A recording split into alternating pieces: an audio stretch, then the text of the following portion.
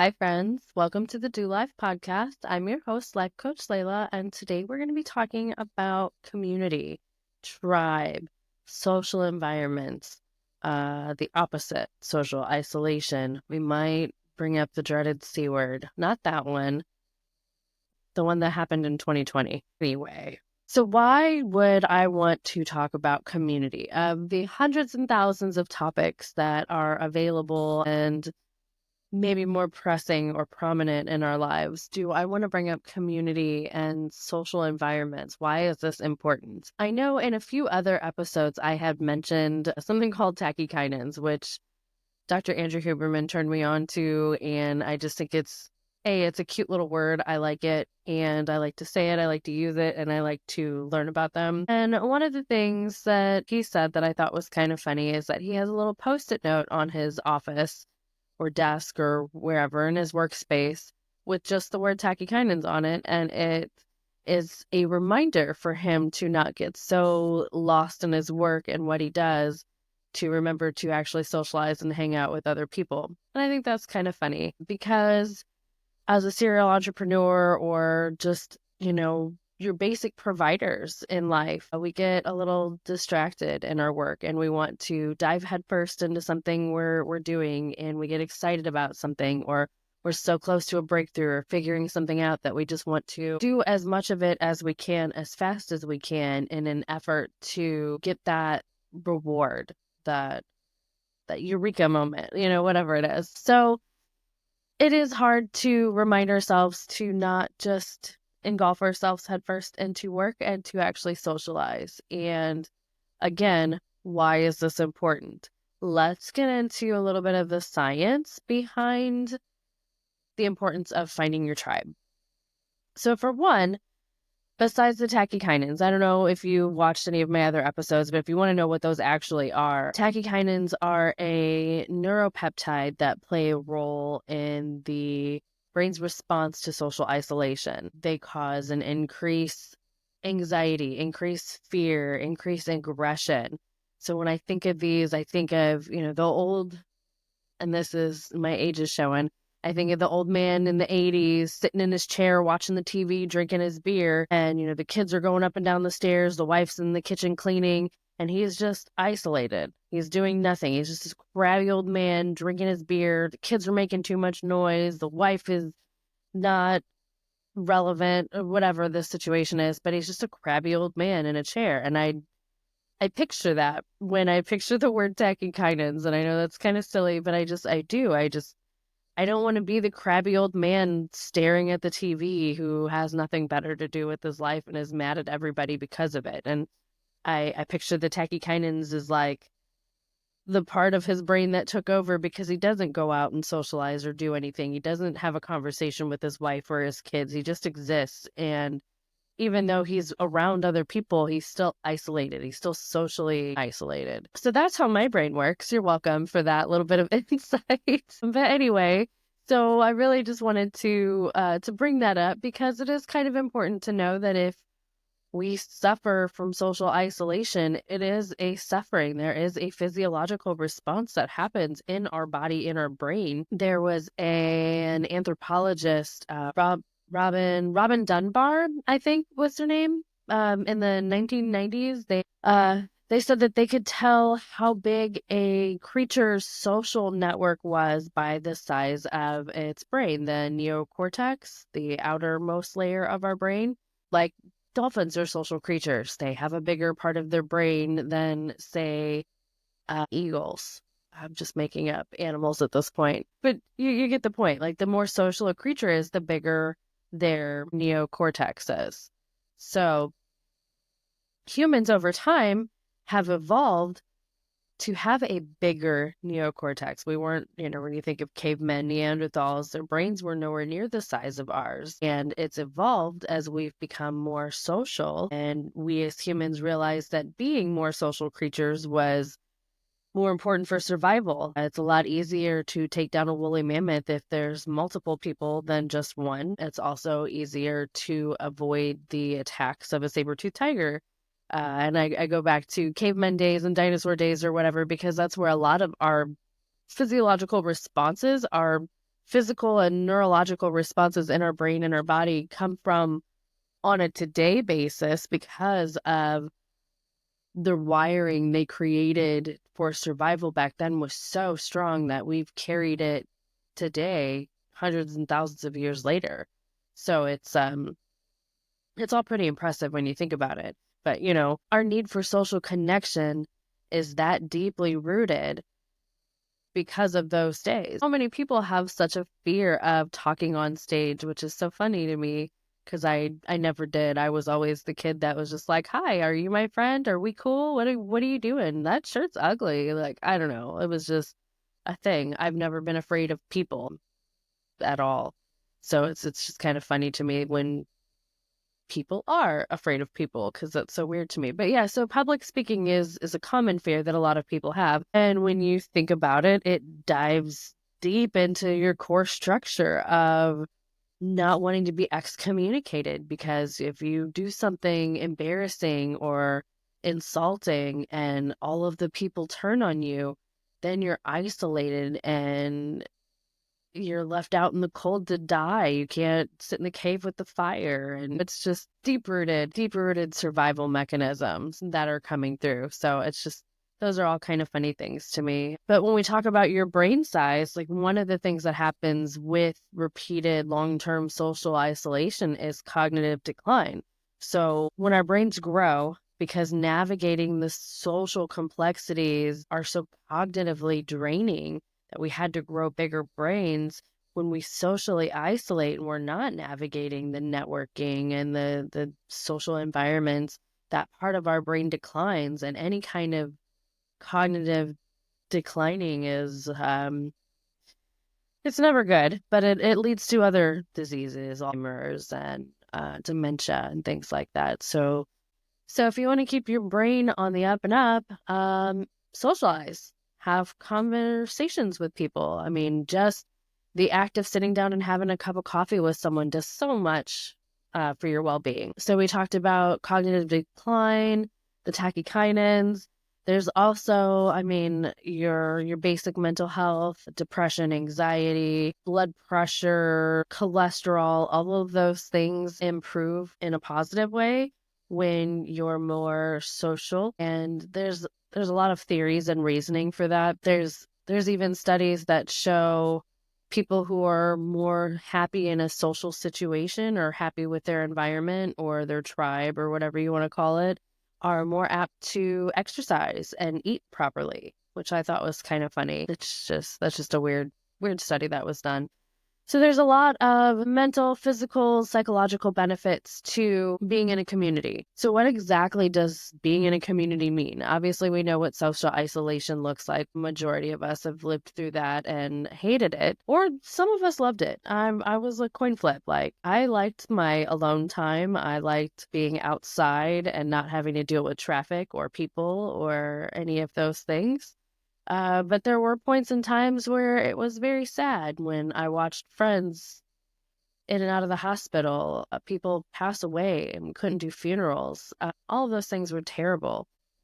Even though being a part of a community is deeply rooted in our genetics for survival purposes, it's in our brains now on the forefront as a emotional connection, just to put into perspective. Sometimes when, you're sad or you're depressed, what do you want to do? You want to isolate. You want not to be around anybody. You just want to lay in bed with the blankie over your head and rot. They say that's the worst thing for you when you're in a depressive state, is to isolate and rot. And as good as it feels at the time, having that one person, that friend, that family member, that parent, that's animal. I can't tell you how many times I was laying in bed depressed and my cat was like, nobody else is going to feed me and I'm going to claw your eyes out if you don't get up right now. The cat forcing me to get up out of bed and feed him, just the act of getting up out of bed and doing something for somebody else was enough to fight off the depression. Having a friend come and drag you out of bed and put pants on you, even if it's just to go sit in the living room and eat popcorn and watch a movie. You're not really technically socializing, but you're socializing. In your brain, you're like, okay, this is just the same as me rotting in my bed alone, but now I'm rotting on the couch with the friend.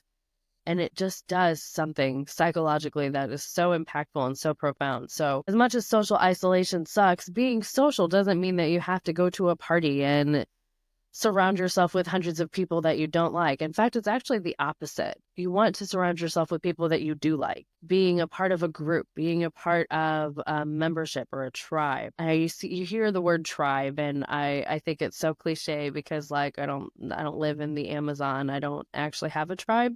I have friends. I have groups. I have people. You can call it whatever you want. I've heard people say they're my soul tribe, and I love that phrase, and I'm never going to deny that. So it's weird for me. But anyway, you embrace whatever you want. When you think of AA meetings, that's a tribe, that's a group, that's a community.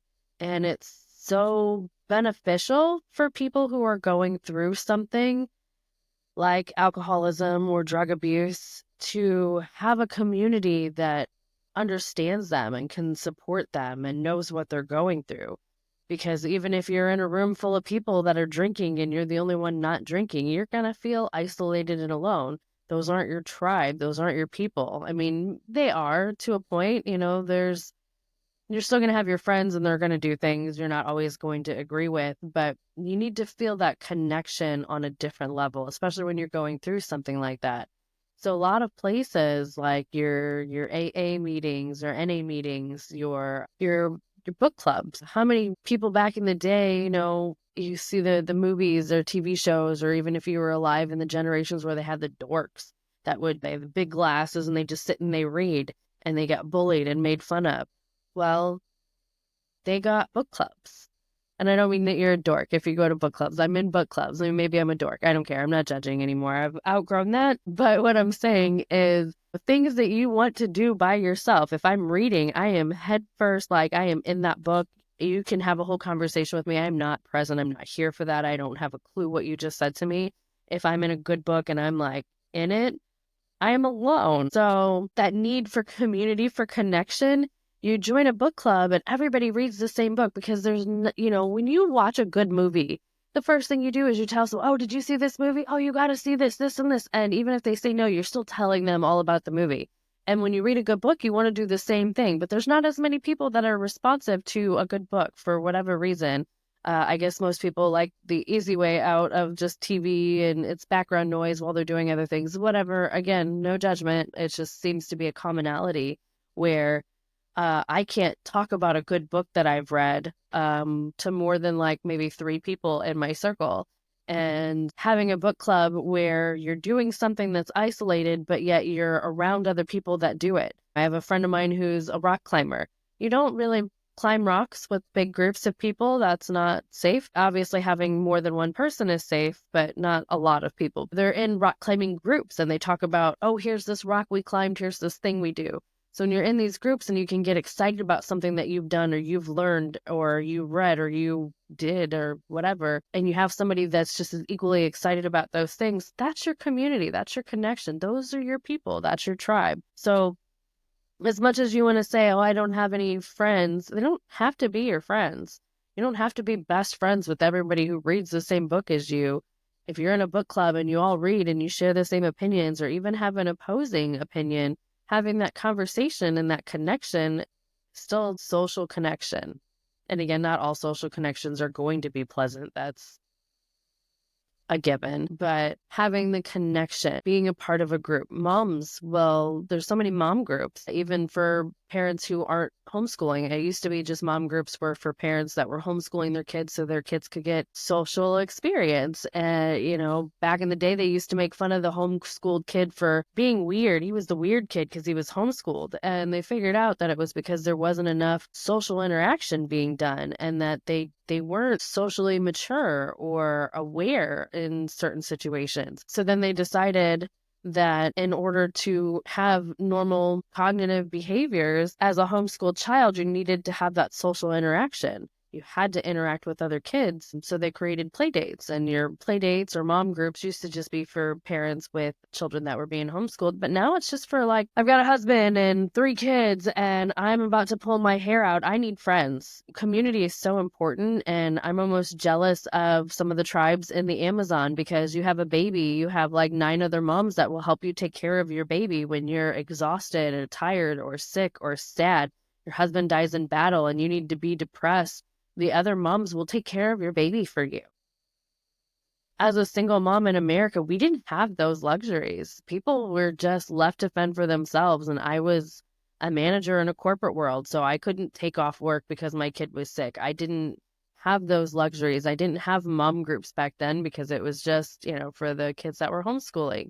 And I would have been looked weird for being a mom in a mom group with a kid that goes to school. It was a weird times back then. But the point I'm making is having that community and having those groups and having those people to support you, even if they're not physically doing anything, even if they don't ever watch your kids for you or whatever, but just being in a group of people, just knowing that they're there is a million times better than not having them. So when we go back to the homeschooling, when they realized how important social interaction was for small children, when you think about your personal introductions to socializing, you think back to like grade school, like kindergarten. Your first interaction with community and groups was probably kindergarten or first grade or something along those lines that you can remember. And again, I know times have changed and everything isn't so cliquey anymore. There used to be the jocks and the preps and the nerds and the stoners and the whatever. Everybody had labels, everybody had things, but that was your first interaction to community and trying to figure out who you are and where you fit in. And now I see my children and they're like, "Oh, I'm gay and bi and trans and all these things." Whereas before it used to be, "Oh, I'm a little stoner kid," or "I'm a prep," or "I'm a jock," and it's the labels are still there, they're just evolving. And I was hopeful that they would just go away, but one of the conversations I had with my kid was not to be so concerned about who they were and where they fit in as much as where they wanted to go and what they wanted to be in the future. Because it was really getting to her because she couldn't figure out if she was gay, straight, or bi. And there were all these weird social pressures that I never had to endure. And it was weird for me to have, such a conversation. And she said a very brilliant thing at like 12 years old. She was just like, "I'm not sexual anything. I'm 12. I'm not interested in anything sexually. And I shouldn't be forced to figure out what I am." And I was like, "That's brilliant." Like, I was impressed because we won't talk about my childhood, but it made me feel good because, there are definitely 12 and 13-year-olds out there banging away, but there were definitely kids her age doing way worse things. And I just felt like it was sad that that's the societal pressure for her. And again, I don't want to turn this into a big debate on any of these topics. I know I'm talking about some very sensitive things here. I'm just talking about our specific situation and where they were felt pressured to make decisions and figure out who they were. And those things could determine how they're viewed socially for years and years to come. But yeah, so when I think about my first social interaction, it was on the playground and a little boy kissed me. And then I realized that he kissed like 12 other girls and I wasn't special. But for half a second, I was just like, "I'm in love. This is my boyfriend. I'm going to marry him." And then my roommate was like, "Yeah, he kissed me too." And I was like, "Huh, well, maybe we could both be his girlfriend." I'm 5. I didn't know, whatever. And then another little girl came up. Her name was Joy, and she was like, "Yeah, he kissed me too." And I was like, "Oh, no, never mind. Screw him. We don't." It wasn't anything wrong with her. It was just 3 is a crowd. I guess. Again, this is no, uh, uh, but when I think of my first interaction with socializing, it's that, and it's funny, it's cute, it's innocent. Nowadays, people would lose their mind and freak out over that whole thing, and I get it, whatever. Probably shouldn't have been okay back then, but times were different. So think about like your first time being in a social situation. Like what do you remember? How did it shape you and create thoughts in your brain about who your tribe is? I was just on a boat. I went on a cruise to the Dominican and I was on the Headbangers boat. So it was a heavy metal boat. It's a normal Norwegian cruise line boat, which was so weird because as a travel agent, I've been on these boats and these cruise lines and I see how bougie these ships are. And to know that it's nothing but heavy metal concert people for a week straight. And it's so funny walking into like the atrium or the common areas and Slayer's play like blaring on the speakers, and I'm looking at the people that are making the food and they're just like, "Oh my God, what is even happening?" Like just it was just so funny to me. But I'm on this boat for a week and it's just full of metalheads and there's concerts constantly. So there's like 5 to 10 concerts every day, multiple times a day. And it's mostly bands I want to see. There's maybe like 2 or 3 bands on the whole playlist that I didn't really know, and even made a point to see them while I was there just because they were there and they rocked it live in concert. And I remember at one point I was just sitting there and I was just like, wow, these are my people. This is my tribe, my family, like my metalhead people. And I uh I entered in a Halloween costume competition and I was dressed up as Siren's Layla, the mer dragon queen. I had my dragon tail on and I looked super spooky. And there's some amazing costumes. Like I was walking down the hallway to go to my room to get my contacts, and I saw this guy, this big armor, and his costume looked so good. And I was like, "Are you in the competition?" He was like, "Yeah." I was like, "Damn it," because I was like, "No way, I'm gonna win with him walking down." And he ended up being in the top three. It was me, him, and this girl who's dressed as Memento Mori. And oh my God, she was amazing. I did not think I was going to win up against those two, let alone some of the other costumes. There's a girl who did a whole Beetlejuice sandworm costume she made from scratch. It looked awesome. There was Pinhead from Hellraiser. Like the amount of time it took her to make that for that costume contest, like they were all amazing. But anyway, like I ended up winning and I won the competition and I'm just sitting there and everyone's like taking pictures of me and I was just like it was always a dream of mine to be the heavy metal mermaid on the heavy metal boat. And we didn't make it on last year, which was the first year that they did it because we didn't know about it till it was sold out and almost sailing. So we made sure that we bought tickets this year to go. And I was like, oh my God, I'm going to be the heavy metal mermaid on the heavy metal boat. How cool is that? I didn't know that I would win the competition. I had never in a million years thought that that was going to happen. So it was like a dream come true. But at one point, I was just sitting there, just like, oh my God, what is this? And I was so happy. And I realized it's my people. Like, I was on a boat for a week with my people. And concerts have always made me happy. Like, every boyfriend I've ever had was like, we don't fight on concert days. Like, whatever happens is tomorrow because it's concert day, it's happy day. Like, you don't get to take that away from me. And I've actually broke up with dudes because they wanted to fight with me on a concert day. And I'm like, oh, nope, we're going to break up now. You can deal with it because I'm not, because concerts are my happy place. And so realizing it's such a good community. I like to play pit wall where I'm on the edge of the pit. So, A, I've got a great view of the stage. And if people bump into me every once in a while, it's going to happen. I just push them back in where they go. And there's just such good camaraderie. If somebody falls or, some dude like elbowed me in the jaw and he's like, oh my God, I'm so sorry. I'm like, I know where I am.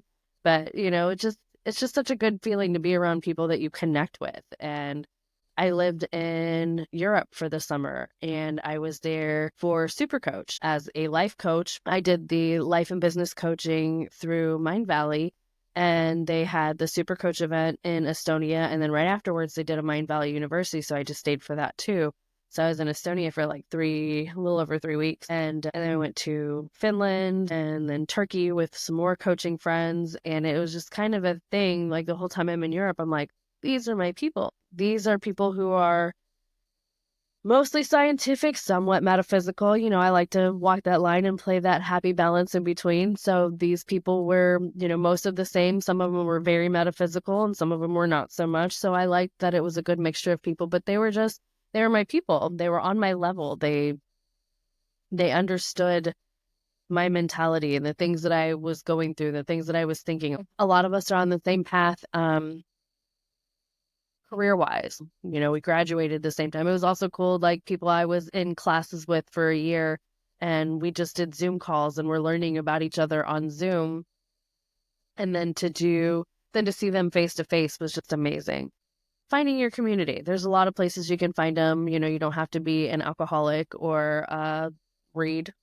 You don't have to go to AA meetings or book clubs. Again, what do you like to do? I didn't realize that my metal people were my tribe, my concert people are my tribe. And I should have known that because I have a good friend of mine. We've known each other for like 30 years, and he was always the little feisty dude in the pit, and he remembered me as being the badass chick in the pit. And then we found out that we had like a bunch of mutual friends outside of concerts, and it was like, you're my concert buddy. Like we were concert friends for 10 years before we ever realized like we knew some of the same people and we're actually friends. So it just, I don't know, it was just kind of fun that that's my people. And I just had that revelation, and it made me kind of want to do today's video episode on community and tribe, because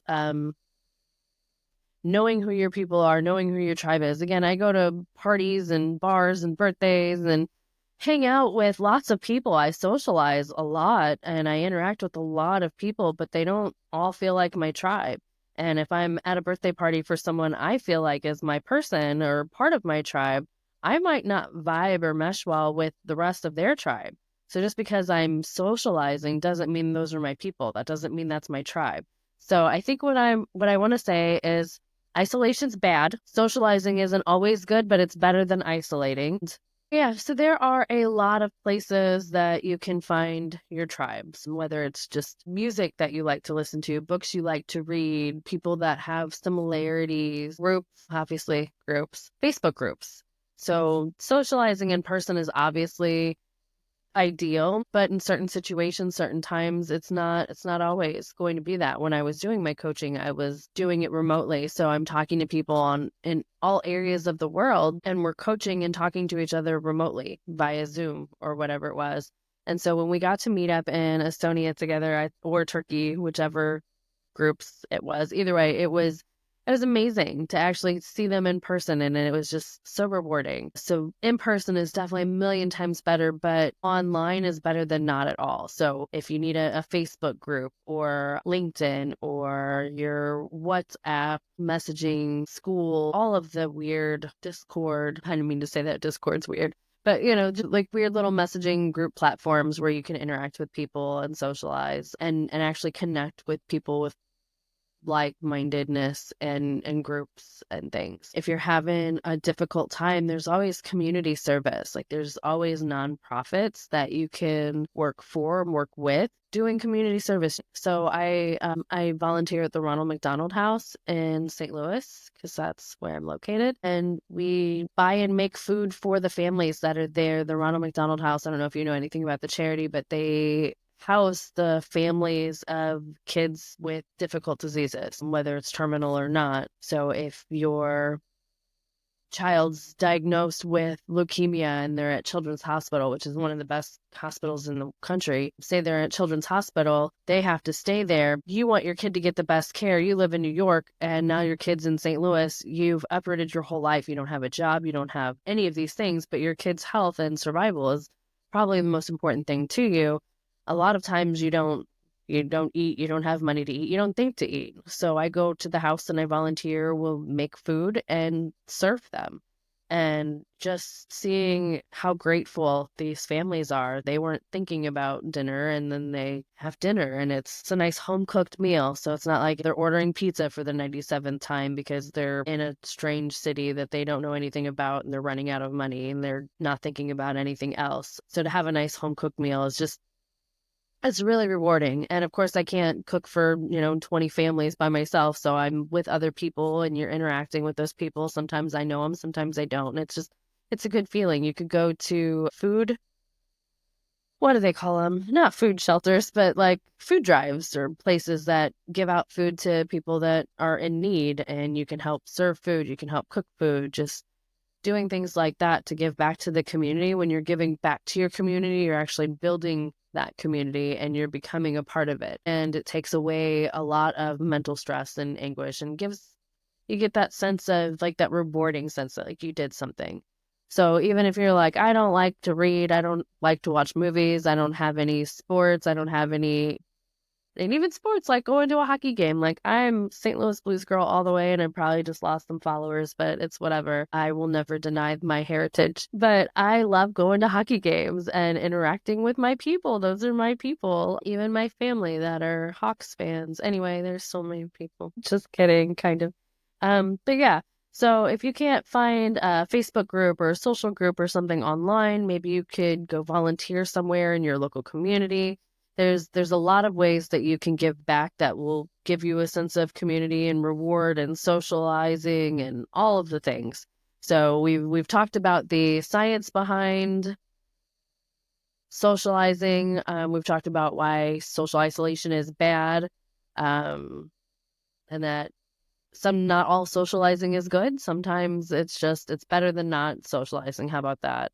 Finding your tribe is important. Finding your people, your community, your sense of camaraderie is important. A few places that you can find them.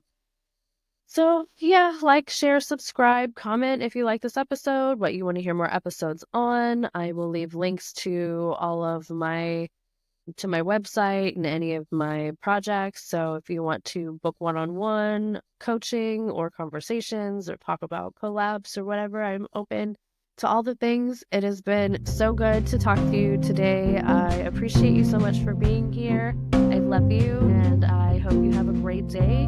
Go do life socially.